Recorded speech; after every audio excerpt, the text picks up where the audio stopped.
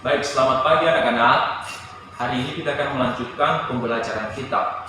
Nah, pada hari ini kita akan belajar mengenai materi kebutuhan manusia. Nah, sebelum kita memulai pelajaran kita, ada pun yang menjadi capaian kita, yaitu standar kompetensi, yaitu supaya anak-anak kami semua mampu memahami permasalahan ekonomi dan kaitannya dengan kebutuhan manusia. Kemudian kompetensi dasar mengidentifikasi kebutuhan manusia.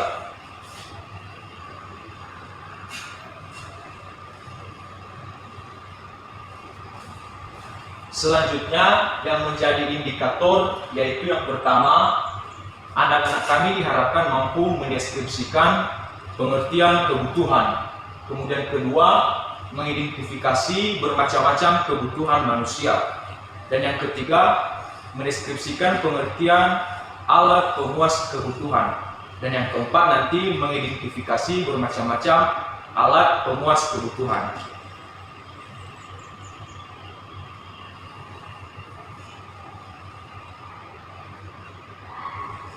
Oke, langsung saja kita pada materi pembahasan kita mengenai tadi, yaitu kebutuhan manusia. Nah, sebelum kita memulai materi kita, Bapak mau mengingatkan kita materi kita pada pertemuan sebelumnya, yaitu mengenai masalah ekonomi. Jadi kemarin kita sudah ketahui bersama bahwasanya masalah ekonomi itu adalah kesenjangan antara kebutuhan dengan kebutuhan manusia itu sendiri yang tidak terbatas dengan alat pemuas kebutuhan yang terbatas. Oke, jadi jangan lupa materi kita minggu lalu masih ada hubungannya dengan materi kita hari ini. Oke, langsung saja materi kita hari ini mengenai kebutuhan manusia. Nah, pertama kita harus tahu dulu apa itu kebutuhan. Kebutuhan itu dikatakan bahwa sebuah hasrat yang timbul dalam diri manusia yang jika tidak terpenuhi maka dapat mempengaruhi kelangsungan hidupnya. Jadi kebutuhan ini anak-anak merupakan segala sesuatu yang diperlukan oleh manusia itu sendiri, yang mana bila tidak dipenuhi bisa mengganggu keberlangsungan kehidupannya. Contohnya di sini ada makanan. Nah, tentu setiap manusia membutuhkan yang namanya makanan. Bila tidak ada makanan, tentu kita akan merasa kelaparan dan kita tidak bisa melaksanakan kegiatan aktivitas kita sehari-hari. Kemudian yang kedua mengenai keinginan. Keinginan dikatakan di atas bahwasanya hasrat yang timbul dalam diri jika tidak terpenuhi tidak mempengaruhi kelangsungan hidupnya. Nah, contohnya bisa kita lihat di gambar di atas. Di situ di toko elektronik ada dua orang ibu-ibu sedang berbelanja alat elektronik. Nah, tentu kedua ibu ini bisa saja membeli ataupun tidak membeli barang-barang tersebut. Nah, ketika mereka memilih, ada yang memilih membeli, ada juga yang tidak memilih barang tersebut. Tentu ini tidak mempengaruhi kehidupan mereka. Karena kenapa? Karena itu hanya sifatnya keinginan, bukan sebagai kebutuhan. Jadi anak-anak silakan kalian pelajari dan bisa membedakan apa itu kebutuhan dan juga apa itu keinginan.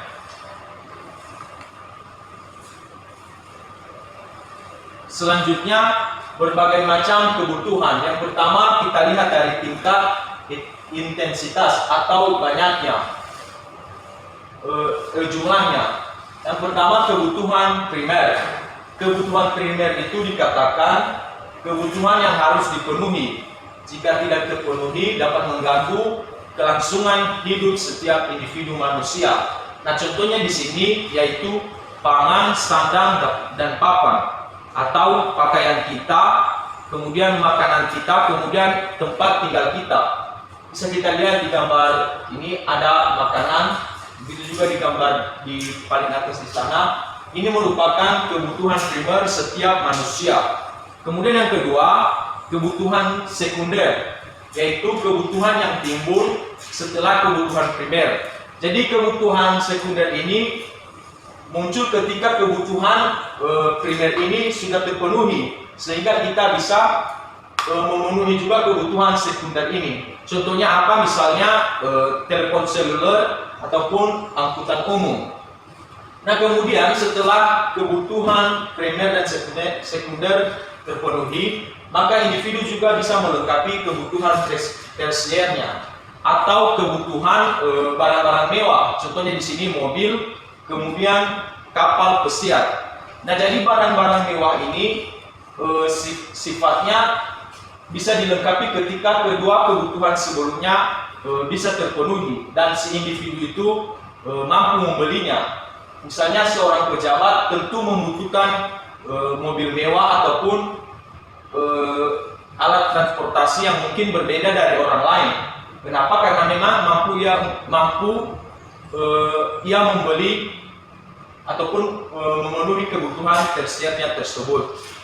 Dan kebutuhan tersier ini tidak harus terpenuhi, tetapi kebutuhan primerlah yang harus terpenuhi lebih dulu, kemudian disusul oleh kebutuhan sekunder.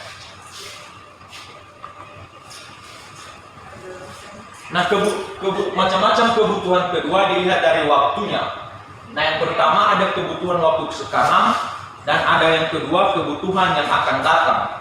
Jadi kebutuhan sekarang ini maksudnya kebutuhan yang benar-benar harus kita penuhi sekarang juga. Misalnya saat ini saya sedang sakit, berarti kebutuhan sekarang saya itu membutuhkan obat-obatan. Artinya kebutuhan itu benar-benar saya butuhkan pada hari itu juga. Kemudian yang kedua, kebutuhan yang akan datang atau di masa mendatang. Ini sifatnya lebih bersifat kebutuhan kita di waktu-waktu ke depan. Misalnya kita melakukan tabungan atau melakukan investasi. Jadi keperluannya nanti untuk jangka panjang.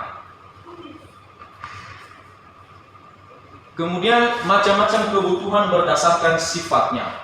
Yang pertama ada kepada kebutuhan jasmani atau raga kita. Kemudian kebutuhan rohani kita. Kebutuhan jasmani contohnya seperti makanan, berolahraga, beristirahat. Nah, kebutuhan ini tentu dibutuhkan setiap makhluk hidup atau individu. Yang kedua kebutuhan rohani, yaitu berhubungan dengan jiwa manusia. Contohnya menurut agamanya bersosialisasi ataupun melakukan kreasi, berkunjung ke tempat-tempat wisata. Nah, tentu semua ini pasti anak-anak kami pernah melaksanakannya karena memang merupakan kebutuhan kita individu per individu. Kemudian macam-macam kebutuhan berdasarkan subjek ataupun kepada siapa kebutuhan itu dibutuhkan. Yang pertama kebutuhan setiap individu, yaitu kebutuhan yang dirasa perlu oleh tiap individu ataupun tiap orang. Jadi ini tidak sama kebutuhan si A dengan si B. Contohnya alat bantu dengar, kacamata, kursi roda. Nah, tentu orang yang sehat tidak membutuhkan yang namanya kacamata ataupun kursi roda. Hanya bagi mereka yang memang benar-benar membutuhkannya. Seperti itulah ilustrasi dari kebutuhan individu ini. Contoh dekatnya lagi seperti kalian sebagai siswa. Tentu kebutuhan kalian berbeda dengan petani, di mana petani membutuhkan cangkul, parang, dan lain sebagainya. Sedangkan kalian membutuhkan buku dan perlengkapan sekolah kalian. Kemudian kebutuhan kolektif atau kebutuhan secara bersama-sama. Jadi setiap masyarakat yang ada di suatu wilayah benar-benar membutuhkan kebutuhan ini. Misalnya kebutuhan akan jalan raya, kemudian kebutuhan akan rumah sakit ataupun sekolah. Nah, contohnya rumah sakit, sekolah ataupun alat transportasi. Di situ seluruh masyarakat tentu ramai-ramai membutuhkan kebutuhan tersebut karena sifatnya kolektif.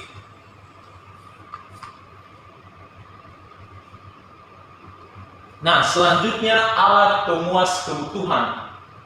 Dikatakan bahwa alat pemuas kebutuhan itu sama artinya atau sering disebut juga sebagai barang. Namun sedikit penjelasan, alat pemuas kebutuhan itu artinya segala sesuatu yang dibutuhkan oleh manusia guna memenuhi kebutuhan dirinya ataupun kelompoknya. Nah, tadi dikatakan pemuas kebutuhan sama artinya dengan barang. Nah, barang yang dimaksud ini bisa berupa benda atau goods dan juga jasa atau service. Nah, contohnya ada di kedua gambar di atas. Di gambar pertama, di sini merupakan gambar toko pakaian yang mana itu dikatakan barang berupa benda. Ini dia, ada pakaian anak-anak. Kemudian barang berupa jasa, yaitu contohnya seperti pelayanan yang diberikan oleh seorang dokter terhadap seorang pasien. Jadi anak-anak kami bisa membedakan alat pemuas yang disebut juga dengan barang itu ada dua, yaitu barang benda dan juga barang jasa. Oke, selanjutnya jenis barang-barang tadi ataupun alat pemuas kebutuhan manusia itu tadi dibagi-bagi lagi jenisnya. Yang pertama, cara memperolehnya. Yang pertama ada istilah barang ekonomi, kemudian ada istilah barang bebas. Nah, apa itu barang ekonomi? Yaitu barang pemuas kebutuhan yang untuk memperolehnya memerlukan sejumlah pengorbanan tertentu yang biasa berupa uang. Nah, maksudnya di sini guna memperoleh barang ekonomi tentu kita membutuhkan uang. Dalam istilahnya kita membeli ataupun melakukan transaksi untuk memperoleh barang tersebut. Contohnya seperti apa? Contohnya banyak sekali, misalnya makanan, pakaian, perhiasan, alat teknologi, kemudian transportasi. Itu semua kalau kita butuhkan harus menggunakan uang untuk memperolehnya. Nah, kemudian kedua tadi barang bebas. Barang bebas dikatakan adalah barang pemuas kebutuhan yang tersedia hampir tidak terbatas, serta untuk memperolehnya tidak perlu pengorbanan dan juga dapat mengambilnya begitu saja di alam. Jadi ini sifatnya benda-benda yang benar-benar bisa kita peroleh secara bersama-sama, secara gratis. Apa contohnya? Seperti udara, pasir di laut, kemudian es di kutub. Nah, walaupun barang bebas ini bisa kita peroleh secara umum, tetapi tentu saja jumlahnya juga bisa berkurang. Nah, untuk itu anak-anak kami harus benar-benar menjaga alam kita agar barang bebas ini nantinya tidak menjadi langka. Selanjutnya jenis barang menurut kegunaannya. Jadi jenis barang ini kita lihat apa sih sebenarnya gunanya bagi setiap manusia, bagi individu ataupun kelompok. Yang pertama ada barang konsumsi, yaitu barang yang siap pakai karena manfaatnya langsung diambil. Jadi artinya barang ini benar-benar kalau kita gunakan langsung bermanfaat untuk kita. Contohnya seperti apa? Makanan, minuman, kemudian pakaian. Jadi ketiga benda ini kalau kita beli ataupun kita gunakan akan langsung berdampak manfaatnya. Nah, ini contohnya di atas ada toko kelontong dan juga toko menjual pakaian. Jadi di situ barang konsumsi berguna secara langsung untuk kita. Kemudian kedua barang produksi, yaitu jenis barang yang berguna untuk menghasilkan barang lain. Nah, atau istilahnya barang produksi adalah istilah lain dari barang modal. Contohnya mesin jahit, cangkul ataupun stetoskop. Nah, ini contohnya mesin. Berarti mesin ini kita gunakan bermanfaat kita gunakan untuk menghasilkan benda lain. Misalnya mesin jahit. Tentu dengan mesin jahit kita bisa memproduksi pakaian ataupun segala sesuatunya. Begitu juga dengan cangkul. Petani tentu membutuhkan ini untuk mengolah sawahnya, sehingga nanti dari hasil cangkul ini tanamannya bisa subur karena tanahnya sudah digemburkan. Jadi itu manfaatnya ketika kita gunakan. Jadi tidak ada manfaat secara langsung bagi setiap individu. Kemudian Jenis barang berdasarkan proses produksi. Ada barang mentah, barang setengah jadi, dan juga barang jadi. Kita bahas satu-satu. Barang mentah ini yaitu bahan dasar membuat barang lain dan belum mengalami pengolahan. Misalnya kapas, kayu, dan hasil tambang. Nah, gambarnya seperti di atas, ada gambar kayu. Jadi di situ masih belum diolah sehingga dikatakan barang mentah, dan baru bisa bermanfaat ketika kembali diolah menjadi benda-benda lain. Misalnya kayu ini kan bisa diubah jadi kursi, jadi lemari, jadi apa saja bisa. Kemudian barang setengah jadi, yaitu barang yang telah melalui proses pengolahan tapi belum dapat digunakan untuk memenuhi kebutuhan karena belum menjadi produk akhir. Nah, contohnya ini seperti kain, besi, kemudian terigu. Nah, satu-satu misalnya kain. Kalau misalnya kita beli kain dan belum dijahitkan, tentu barangnya dikatakan barang setengah jadi karena belum mengalami pengolahan. Begitu juga dengan terigu, tidak bisa dimakan ketika tidak diolah dengan bahan lain menjadi sebuah kue. Nah, itulah barang setengah jadi masih belum menjadi bahan produk akhir. Kemudian yang ketiga, barang jadi, yaitu merupakan produk akhir yang melalui proses pengolahan dari bahan baku menjadi barang setengah jadi hingga menjadi barang yang siap dipakai. Contohnya ini, ada lemari, ada lukisan, ada meja, ada kursi. Jadi barang-barang yang ada di rumah anak-anak, itulah yang dikatakan dengan barang jadi. Sudah bisa dan sudah langsung bisa digunakan.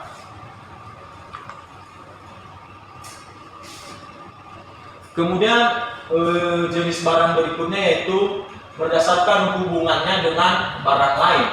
Nah, di situ kita bisa melihat ada dua hubungannya dengan barang lain, yaitu barang substitusi dan barang komplementer.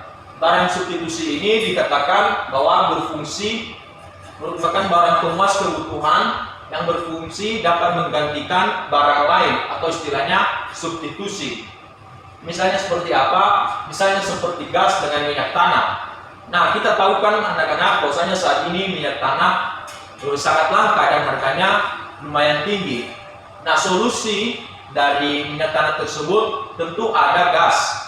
Jadi bisa kita gunakan menggantikan minyak tanah yang sudah langka. Jadi itulah yang dikatakan dengan barang substitusi. Kemudian yang kedua, barang komplementer, yaitu barang pemuas kebutuhan yang bermanfaat apabila bersama-sama digunakan dengan barang lain. Nah, contohnya ada di gambar. Misalnya pulpen dengan kertas bisa digunakan ketika keduanya saling melengkapi. Begitu juga dengan mobil dengan bensin ataupun jarum dengan benang. Demikian pengertian dari hubungan jenis barang dengan hubungannya dengan barang lain.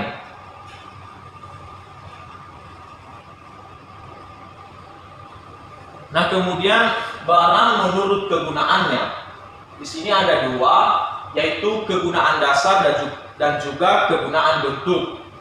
Kegunaan bahan dasar atau dikenal dengan elementary utility, artinya suatu barang dirasakan kegunaannya karena memiliki bahan dasar tertentu.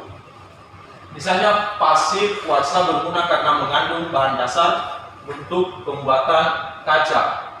Nah, jadi itu contohnya di atas. Pasir kuarsa itu dikatakan digunakan sebagai bahan dasar untuk membuat kaca. Jadi kegunaannya menjadi bahan dasar, artinya dia yang menjadi bahan dasar ketika dibentuk sebuah kebutuhan, misalnya tadi kaca. Kemudian kegunaan bentuk atau form utility, yang artinya peningkatan nilai guna suatu barang terjadi karena perubahan bentuknya. Misalnya tadi sebatang kayu yang diubah setelah diubah menjadi kursi. Nah, tentu ini kegunaan bentuknya menjadi berubah.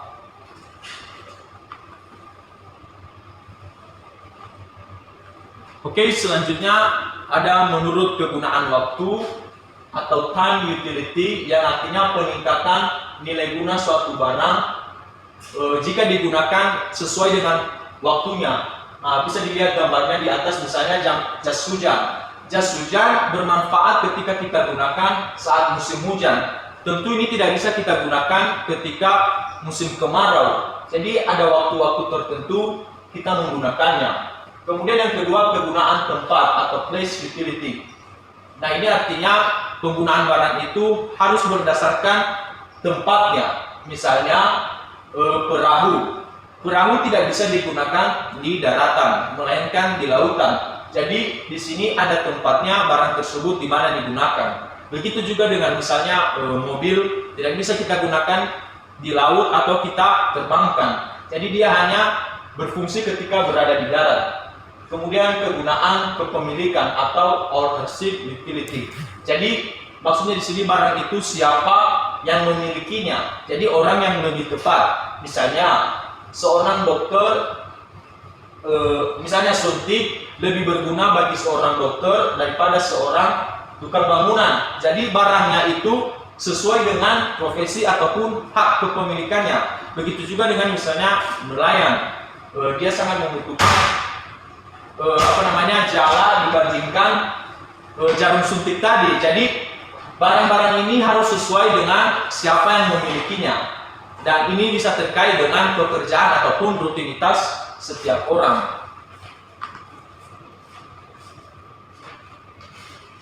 Oke, selanjutnya di sini Bapak punya video yang mendukung materi kita pada hari ini.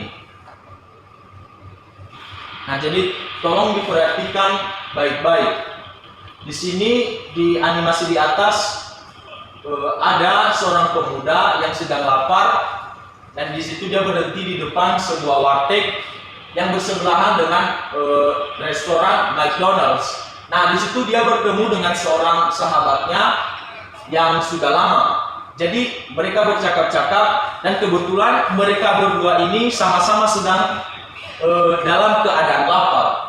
Jadi mereka berdua memutuskan hendak makan bersama. Akan tetapi kedua orang tersebut memiliki perbedaan pendapat terhadap tempat di mana mereka makan. Yang satu menginginkan makan di warteg, sedangkan yang kedua menginginkan makan di McDonald's. Jadi anak-anak di video di atas memperlihatkan bahwa setiap kebutuhan manusia itu tidak sama, melainkan berbeda tergantung daripada apa yang sedang dibutuhkan oleh seseorang tersebut.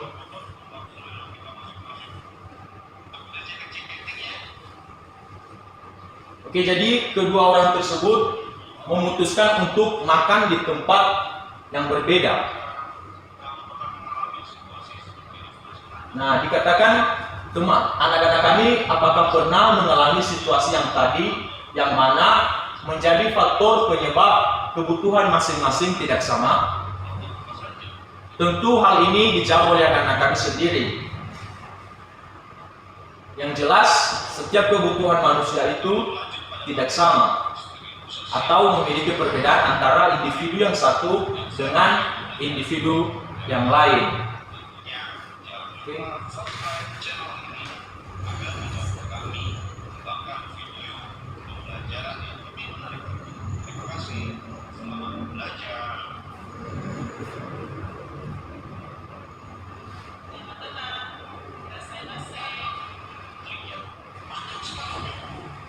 Nah, ini juga ada ilustrasi di mana seorang pejabat yang sedang mengantre ataupun sedang antrian di sebuah tempat penjualan tiket. Di situ dia menginginkan membeli tiket untuk menonton konser orkestra di Eropa. Nah, kemudian di sini juga ada pengemis yang minta kepada pengunjung di depan travel tersebut. Di sini bisa kita lihat bahwasanya lagi-lagi setiap kebutuhan manusia itu berbeda. Di situ dikatakan faktor ekonomi, kondisi ekonomi sangat mempengaruhi jenis kebutuhan dan cara kita memenuhi kebutuhan kita tersebut. Di situ di gambar itu ada bapak tadi, orang kaya dan juga orang miskin yang memiliki perbedaan kebutuhan. Di sini kembali lagi ada ilustrasi seorang bapak-bapak yang pergi berwisata di Pantai Kuta di Denpasar, Bali.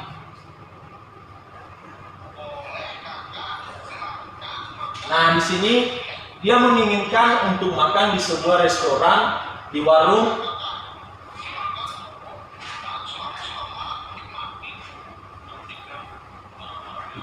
Nah, di sini kebutuhan lagi kita lihat di gambar sana bahwasanya orang yang berada di tempat panas ataupun misalnya di pinggiran pantai membutuhkan pakaian yang tipis-tipis.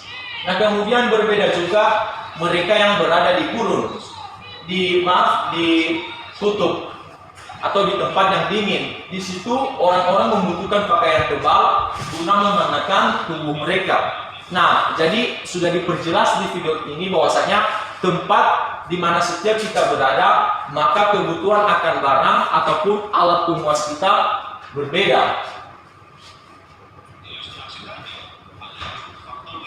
Nah, ini dia faktor dari lingkungan sosial budaya yang berada di kutub dan juga yang berada di pinggir pantai.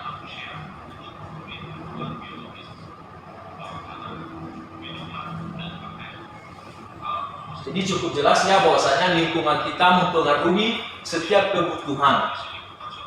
Oke, jadi jangan beranggapan kebutuhan kamu dengan orang-orang yang berada di tempat lain itu sama, melainkan itu berbeda-beda.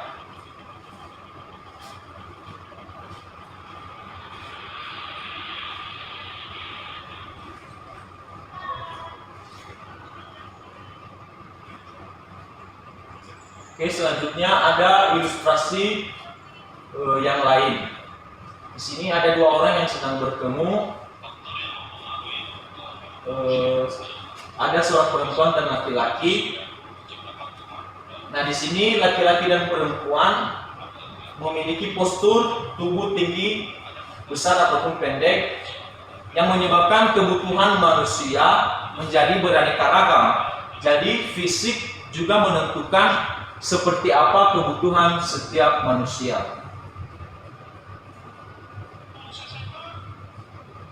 Nah, ini contoh yang lebih dekatnya untuk anak-anak kami. Di sini ada seorang siswa kelas 12 yang baru saja mau menamatkan pendidikannya. Namun ia bingung kemana ia akan melanjutkan karena ia tahu orang tuanya tidak memiliki biaya. Oke, di situ ada seorang orang tua bertanya kepada anak tersebut, nanti lulus SMA mau melanjut kemana? Kemudian anak ini menjawab, mungkin bekerja Pak, karena bapak saya tidak mampu membiayai kuliah. Nah, di sini bapak menyarankan agar anak tersebut mencoba mencari beasiswa. Kemudian anak itu bingung. Kemudian bapak itu mencoba memberi saran agar mencari di website pemerintah. Di sini yang memberitahukan bahwa karena ketika anak ini lulus sarjana, tentunya ia akan lebih dihargai di lapangan kerja. Nah, di sini kita bisa melihat bahwasanya untuk memenuhi kebutuhan setiap individu juga ditentukan oleh faktor pendidikan.